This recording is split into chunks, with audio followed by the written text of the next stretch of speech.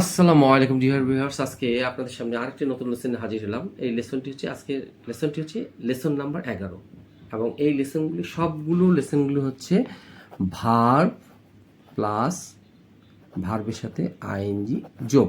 এই হচ্ছে লেসন। এরকম একটা লেসন নিয়ে আপনাদের সামনে হাজির হলাম। তো আমরা দেখে নিই সেই ভার্বগুলো কী কী। ড্রেড প্লাস ভার্বের সাথে আইএনজি যোগ, অথবা ড্রেড সামবডি ডুইং সামথিং, মানে ড্রেড সামবডি ডুইং সামথিং, এটা হচ্ছে ভার্বের সাথে আইএনজি যোগ, ডুইং সামথিং। কোনো কিছু হওয়ার ভয় পাওয়া পাওয়া এটাকে আমরা বলতে পারি be afraid of something, fear that something bad is happening, going to happen. অর্থাৎ ভীত যে কোনো কিছু বাজে কিছু বা মন্দ কিছু হচ্ছে, এটা নিয়ে ভয় পাওয়া। এটা আমি ব্যাখ্যা করে লেখার চেষ্টা করেছি। আচ্ছা, তো আমরা এইভাবে ব্যবহার করতে পারি, এই স্ট্রাকচার ব্যবহার করতে পারি, এটা ব্যবহার করতে পারি, এটা ব্যবহার করতে পারি। তো আমরা দেখে নিই পরেরটা কি। ডিসকাস সামবডি অথবা সামথিং প্লাস ভাবের সাথে আইনজি, এটা কোনো একটা ব্যক্তির সাথে বা কোনো কিছু সম্পর্কে, কোনো বিষয় নিয়ে বা কারোর সাথে আলোচনা করা, আলোচনা করা। আচ্ছা, আলোচনা হয়ে গেছে এখানে, আলোচনা করা, আলোচনা করা।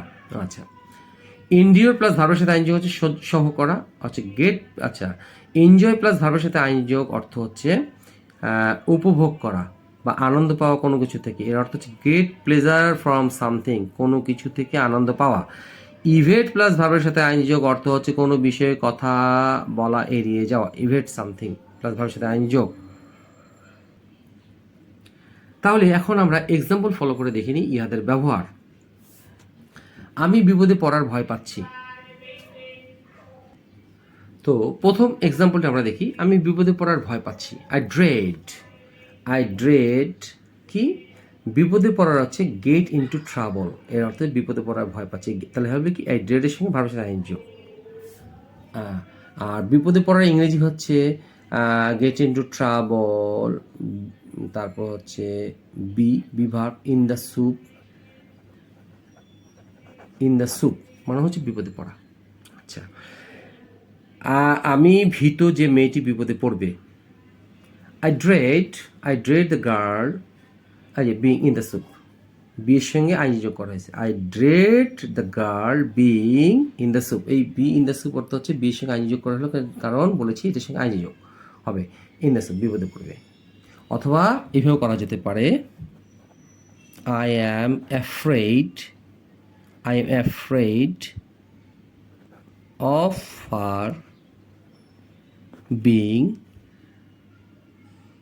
her being in the soup.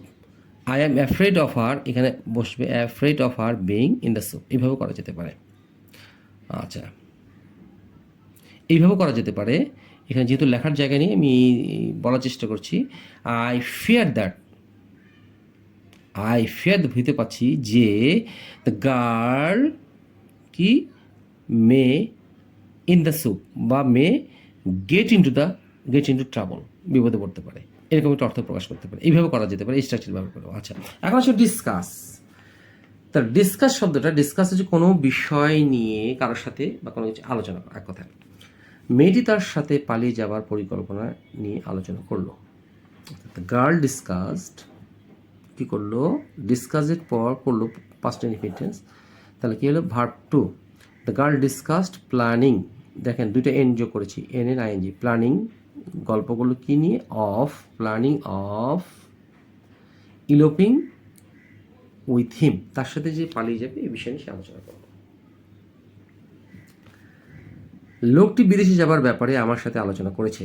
The man has discussed going, সঙ্গে আইনজি যোগ, গোয়িং অ্যাব্রোড, বিদেশ যাওয়া, উইথ মি, আমার সাথে আলোচনা করেছে।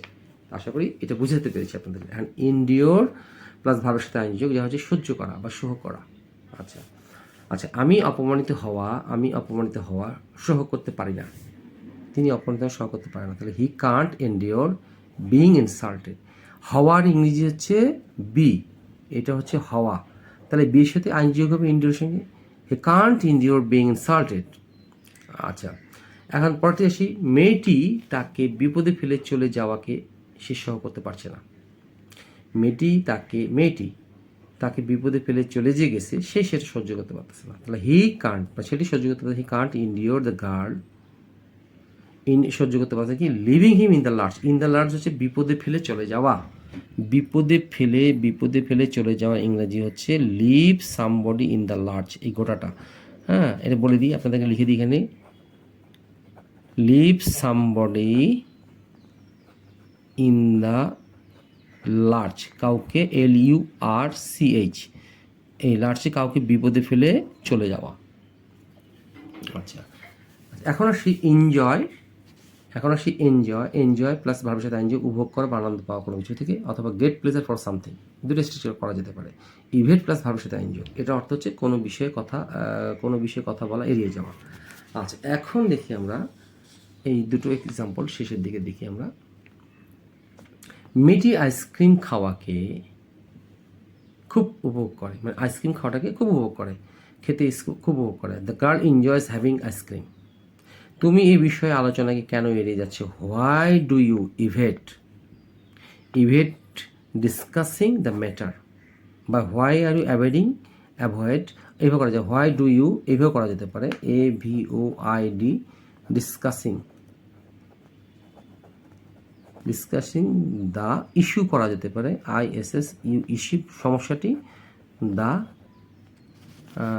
The matter.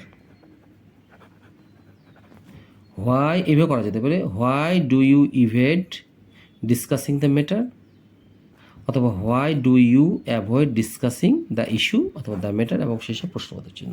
আশা করি আপনাদের লেসনটি ভালো লেগে থাকবে। অবশ্যই লাইক, শেয়ার, কমেন্টস করবেন, এবং এই লেসনগুলো থেকে আপনারা যেটা শিখছেন বা শিখে থাকবেন সেটি হচ্ছে কোন ভার্বের সাথে আইনি যোগ করে সুন্দরভাবে বাক্য রচনা করা যেতে পারে, এবং খুব এগুলো বারবার করে মুখস্থ করবেন এবং বলার চেষ্টা করবেন, যাতে আপনার সুন্দর স্পিকার হয়ে যাবেন। এক কথায় স্পিকার হবেন, এই কারণেই যে আপনাদের দক্ষতা হয়ে যাচ্ছে। তো সেই প্রত্যাশায় আসসালামু আলাইকুম।